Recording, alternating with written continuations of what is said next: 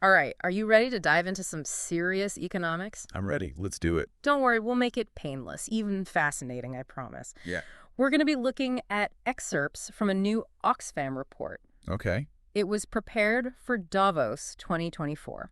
Interesting. And it is packed, and I mean packed, with eye-opening stats and analysis about global inequality. I've heard good things about this report, actually. Oh, yeah. Yeah, it's not just your typical dry economics paper. Right. It really gets to like the human side of these trends. And it really does. It jumps right in, painting this kind of stark picture of where we are with global wealth right now. Yeah. Get this. Since 2020, so just a few years ago, Mm-hmm. the wealth of the world's 5 richest men, we're talking, private jets, multiple mansions, that level of wealth, Okay. it's more than doubled. Yeah. More than doubled. That's incredible, and not in a good way.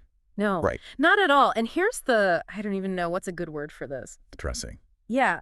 During that same period of time, the combined wealth of roughly 5 billion people, that's like, what, 2/3 of the entire planet, Yeah, about that. has shrunk. It's mind-boggling. It really is. So while these, handful of ultra-wealthy are basically swimming in money, billions of people are seeing their piece of the pie get smaller.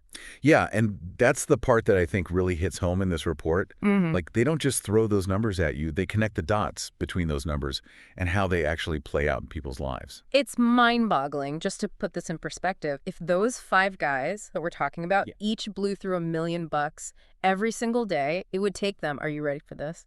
Hit me with it. Over 476 years to spend it all. That's almost longer than the United States has even existed. It is. It's crazy, right? It is. It really highlights how concentrated wealth has become at the very, very top. Right. And this report, it argues that it's not just like some random occurrence, right? Right, yeah. This is directly tied to what they call monopoly power.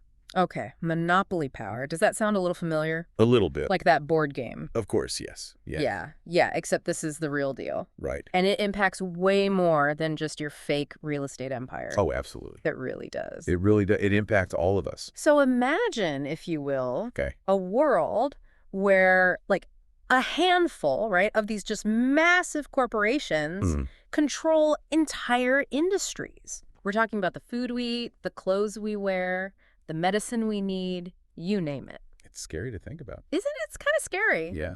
That's monopoly power in action.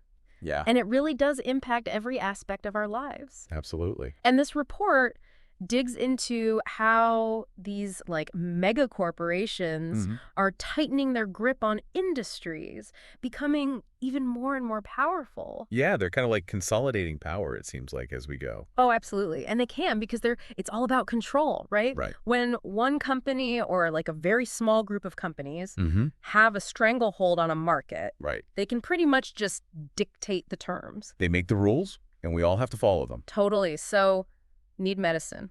Okay, they can jack up the prices knowing that, you might have no other choice, and that's terrifying. It is terrifying. Oh. I think, especially when you think about people who are maybe living paycheck to paycheck or are on fixed incomes, and they don't necessarily have the extra money to be able to afford, these exorbitant prices for things that they need. Exactly. They need it to live. Exactly.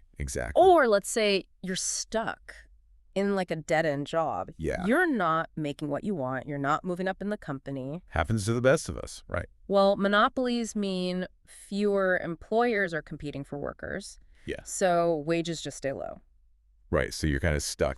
So it's like this big vicious cycle. It is. So it's like they're holding all the cards and we're stuck playing their hand. Yeah. Yeah, and I think that's the part that is so frustrating for so many people, is just that lack of control, that lack of agency in this system, right? It's very disempowering. It is. It is. And on top of that, this kind of unchecked power, it stifles innovation.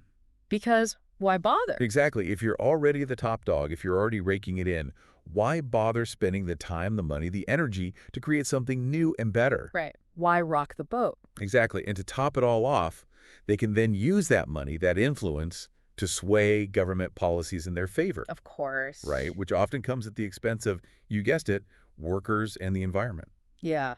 Yeah, speaking of real-world examples here, the report really dives into the pharmaceutical industry. Oh, yeah. And I think this is such a prime example of how these monopolies play out. It's something that we all kind of know, right? Yeah, no. We all see the drug commercials on TV. Oh, my God. Yeah. And it seems like there's a new expensive medication for just about everything, right? Every single thing. And they don't tell you how much they cost Never. until you ask. Exactly. And the report talks about how all these mergers and acquisitions in the pharmaceutical industry, all these companies combining, have led to fewer but larger companies So fewer. with a lot more power. Fewer companies means less competition. That's right. Less competition. Which, I mean, if you've ever shopped for anything, Right. you know, less competition usually means... Higher prices. Ding, ding, ding. What's a surprise? We've got a winner. Yeah. Higher prices because you don't have any other choice. Like, Right. You can't shop around. You can't kind of leverage those different companies against each other. You're kind of stuck with whatever they're offering. Exactly. And the report talks about, especially in this area, you know, in the pharmaceutical industry, it could mean, and probably does mean, that these life-saving medications are just becoming more and more expensive. And more out of reach. Yeah. For so many people. Which just further widens the gap between those who can afford quality health care and those who can't. Absolutely. So it's just like this... another one of these vicious cycles. There really feels like this concentration of power that we've been talking about creates this like perfect storm for inequality. It does, yeah. It does. It kind of exacerbates all these problems that we're already dealing with. And the report doesn't let up there. It goes on to call out some of these, I don't know, tactics, I guess, that these corporations use to kind of tip the scales even further in their favor. Yeah. And they really hone in on three main areas. Tax loopholes. Right. The privatization of essential services, and then the big one, climate change. The big one. Yeah. So let's unpack these, I think, one at a time here. Yeah, that's a good idea. Let's start with taxes. Okay. Because I think everyone... Who doesn't love to talk about taxes, right? Right? I mean, am I right? Yeah, everyone complains about taxes. Everyone complains about paying them. Everyone has their opinions on where they should go. Of course, yeah. It's like a national pastime to complain about taxes. It is. It is. But corporations avoiding them altogether seems like a whole different ballgame. It feels different. It does. It feels different. So what's the deal with these tax loopholes? How are they doing this? Well, think of it this way. You pay your taxes, right? Yeah, grudgingly. We all do. I mean, it's part of being a citizen, right? It is. We pay our taxes. It helps fund the government. So schools, roads, things that we all need. Yeah, public services, infrastructure, all that good stuff. Right, that we all use. Exactly. Well, the report says that corporations use all sorts of maneuvers to get out of paying their fair share, loopholes, stashing their profits overseas in these like tax havens, hiring, fancy accountants. Oh, of course. Who can kind of work the system. To their advantage. And the end result is they end up paying way less in taxes than they probably should be. So they're basically playing by a different set of rules. Pretty much, yeah, they are. And the rest of us. I mean, and it's legal, right? Like, a lot of this stuff is totally legal. It's legal, but is it right? I don't know. That's the question, yeah. Is it moral? I don't know. That's a whole other podcast. Another deep dive, perhaps? Yeah. But here's the thing. Here's why it matters, okay? Yeah. When corporations dodge taxes, right, governments have to make money. That's basic math. It's basic math to fund those essential services that we all need, that we were just talking about. Exactly. And so that could mean cuts to education, healthcare, infrastructure. You name it, cuts to everything. And often those cuts disproportionately impact the people who need those services the most. Always. And who usually ends up footing the bill.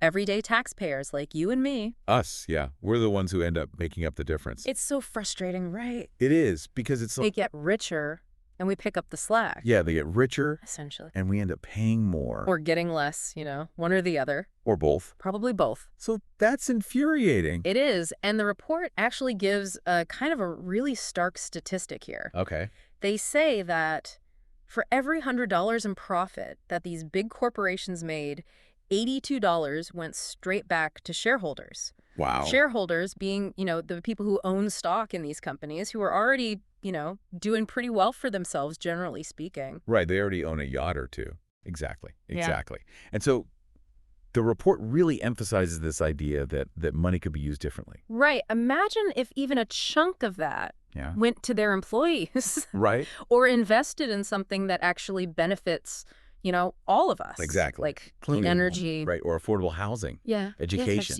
There's Yeah. so many things that money could be going towards So many things. instead of just lining the pockets of, the already wealthy. Okay, so we've talked about tax loopholes, Yeah. which is wild. It's a big one, It's a big one. for sure. What about this whole privatization thing? Yeah. Because I'll be honest, that sounds kind of vague to me. Like, I don't really know. What does that even mean? Yeah, it's kind of a jargony term, I guess. Sure. But in simple terms, privatization is basically when things that used to be run by the government Okay. get handed over. For private companies. Exactly. Interesting. To private companies. Okay, give me some examples. So think like schools, healthcare systems, even water systems. Okay. Things that, used to be considered a public good that the government was responsible for providing to everyone. So, and the problem with that is, or is there a problem with that? Well, and that's a good question because the report kind of grapples with this, right? Because on the one hand, private companies can be very efficient. They can be. They can be really good at, cutting costs and streamlining services. They can. They can. But, and this is the big, but their main goal is profit. Right. Not necessarily the public good. Exactly. And so when essential services like healthcare or education are privatized, it can lead to a few different things. It can lead to higher costs for consumers. Because they need to make a profit. Exactly. It can lead to lower quality of service because, again, they're trying to cut costs, they're trying to maximize their profits, and it can often lead to unequal access for people who can't afford to pay those higher prices. So it creates tiers of service. Exactly. Like you get what you pay for kind of thing. Exactly, yeah. So instead of everyone having, a fair shot at a good education or decent health care, It becomes a luxury. it becomes a luxury that only some people can afford. Yeah. And then it just, again, exacerbates all those inequalities that we were talking about. it all ties back together. It does. So give me an example of this. Like, how does this actually work in the real world? Well, think about something like water. Okay. Water, essential for life, Essential. right? We all need water. But when water systems are privatized, the companies that come in and take them over might prioritize, profits over things like providing clean, affordable water to everyone. Which seems bonkers because water should be a human right, it feels like. That's the argument. That's the ethical argument, right? Yeah. But when you bring in profit, It changes the equation. it changes the equation. Because then it's not It about... becomes a commodity. It becomes a commodity. Kind of a right. Wow, it's like I don't know. Heading towards a dystopian sci-fi movie. It feels like we're creeping toward this like dystopian sci-fi where everything's owned by a corporation and the rest of us are just like scraping by. Yeah, and I think that's why this report is so important Yeah. because it's bringing these issues to light. It's making us think about these things. Right, it's making us ask these questions. Exactly, and it's connecting all of these different issues Right. because they're not happening in isolation. To this even bigger picture. Right. To the bigger picture. Yeah, and the report doesn't shy away from connecting these issues, as you said, to, I think, the biggest challenge of our time, Which is? climate change. Climate change, the big one. The big one. Yep, this is it. So how does this all tie into that? How does corporate power factor into the whole climate crisis? Well, the report is pretty clear. They call out certain industries, Right. particularly fossil fuels, Okay. for profiting. Of course, they're making money. Profiting from activities that, pollute the planet, Right. that contribute to climate change, and at the same time, using their influence to slow down or even block any kind of meaningful climate action. So they're making money by destroying the planet Essentially, yeah. and then using that money To protect their interests. to make sure no one stops them. Exactly. Jack. I mean, wow. It's a classic case, and the report talks about this, of what they call externalizing costs. Okay, what's that mean? They reap the profits, right? Yeah. The companies, the corporations, they're the ones making all the money. Mm-hmm. But we all pay the price. We all pay the price in terms of, more extreme weather, rising sea levels, all of the impacts of climate change. And it's often the poorest communities, Always. the ones that are the least equipped to deal with it, The least resource. that bear the brunt Right. They're the ones on the front lines of the climate crisis. of the climate crisis. It's so unfair. It is. It's deeply unjust. It is. So what can we do about this? Right. Because this feels big. It feels huge. Like how do we as individuals or even as, a collective, like how do we fight back against this? This feels very David and Goliath. It does. It feels very big and overwhelming. Overwhelming. And I think That's where this report gets really interesting. Okay. Because it doesn't just leave us with a sense of impending doom. Okay, good. It actually offers some solutions. Okay, good. I need that. It offers some ways to fight back against this concentration of corporate power and to create a fairer, more sustainable system for everyone. Okay, tell me more, because I need, like, a little dose of optimism right now. A little hope. Yes, a little hope after all of this, so They gotcha. hit me with it. So the report boils it down to 3 main strategies. Okay. First up, reining in corporate power. Okay, how? How do we do that? So think stronger regulations, Oh, cracking down on those tax loopholes that we were talking about, okay. and making sure that companies are held accountable for their social and environmental impacts. So basically leveling the playing field a bit. Exactly. Making sure that they're playing by the same rules. The same rules as the rest of us. As the rest of us. Exactly. Okay, I like it. What's number 2? All right, strategy number 2 is all about reinvesting in public services. Okay. So instead of handing everything over to private companies, the report suggests prioritizing public funding and public control over things like education, healthcare, and those essential utilities that we were talking about, like water. So making sure that everyone has access to those basic essential services, Exactly. regardless of their income level. Regardless of their zip code, where they live, any of that, just everyone deserves access to these basic things Yes, 100%. to live a good life. Love it. What's the third one? All right, and this is probably the most radical, Okay. but also potentially the most transformative. Ooh. It's reinventing the way we do business, I'm true. reinventing the whole system. How do we reinvent an entire system? Like that seems It's a big one, right? that seems big. It is big. That's a big undertaking. It is a big undertaking, Yeah. but the report argues that it's possible and it's necessary. Okay. And they suggest exploring alternative models like worker-owned cooperatives and social enterprises where profit isn't the only driving force. Okay, so it's not just about making money. Yeah. It's about making a positive impact as well. That's the idea. Perfect. Exactly. I like it. It's about creating a system where businesses are accountable, not just to their shareholders, but also to their workers, to their communities, and to the planet. I mean, that's a pretty radical shift. It is. Like after everything that we've just talked about, it feels like maybe we do need some radical change. Maybe. But realistically, can this work? That's the question. And we actually create a system where businesses aren't just laser focused on the bottom line. Right. Where profit isn't the only metric of success. But on the greater good. Right. On people, on the planet. Yeah. On the things that we know really matter in the long run. Right. It's a big question, and I don't know if we have the answer to that. Right. But it's definitely something worth striving for, right? It is. It is. It's a big question, right? Can we really expect corporations to, I don't know, to just suddenly prioritize people and the planet over profit? I mean, is that realistic? Yeah, it's a big ask, right? And this report, I think, acknowledges that. It's not about expecting them to just suddenly grow a conscience. It's about changing the rules of the game. It's about creating a system where doing the right thing is also good for business.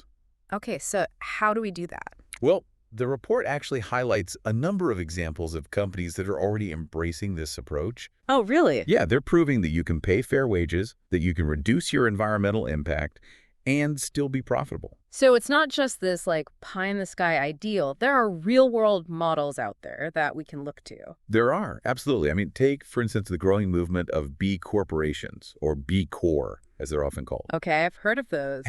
So these are businesses that are actually legally required to consider the impact of their decisions, not just on their shareholders, but on their workers, their customers, their suppliers, the community, the environment. It's like a more holistic view of what a business is responsible for. So it's not just like a PR stunt. Like Okay. it's actually baked into their their DNA, their structure from the get-go. Exactly, exactly. And it's not just some like niche movement anymore. I mean, we're talking about some major brands, Patagonia, Ben & Jerry's, even some big name tech companies are kind of getting in on the action. So it's becoming increasingly mainstream. That's encouraging. It is. It feels like it's still like a huge undertaking though, right? To like shift from this system that we've had for so long that's been so laser focused on profit. Like where do we even begin? That's the million-dollar question, right? And I think the report argues that it starts with awareness. Okay. It starts with conversations like this. Okay. It starts with you, the listener, understanding the issues, asking questions, demanding better from the companies you support, from the leaders that you elect to represent you. So we all have a role to play in this. Absolutely. It's not just up to, like, some CEO or some politician to fix it. We all have some skin in the game here. We do. We vote with our wallets every single day. That's true. And those choices, they matter. Supporting businesses that align with your values, that sends a powerful message. Yeah. And don't underestimate the power of raising your voice, whether it's contacting your elected officials, speaking up on social media, talking to your friends and family about these issues. Like, all of that matters. No, it's about this kind of collective action, right? Exactly. Like a groundswell of people just saying, enough is enough. We want a different kind of system. That's the heart of it. This report, it doesn't shy away from the challenges, but it reminds us that we have more power than we think. Every purchase we make, every conversation we have, every action we take can be a step towards a fairer, more sustainable world. That's a powerful message to end on. So there you have it, our deep dive into Oxfam's 2024 report. We've covered a lot of ground, from the pretty stark realities of wealth inequality to the tactics that these corporations are using to maintain their grip on power, all the way to, some potential solutions and the power that we each have to actually create change. And we'll be sure to link to the full report in the show notes if you want to kind of dive in deeper on your own. But the biggest takeaway for me, and I hope for you, listener, is that this isn't just about economics, right? This is about the kind of world that we want to live in and the kind of world that we want to leave behind for, future generations. So let's keep this conversation going. What resonated with you from this deep dive? What actions are you inspired to take? We want to hear from you.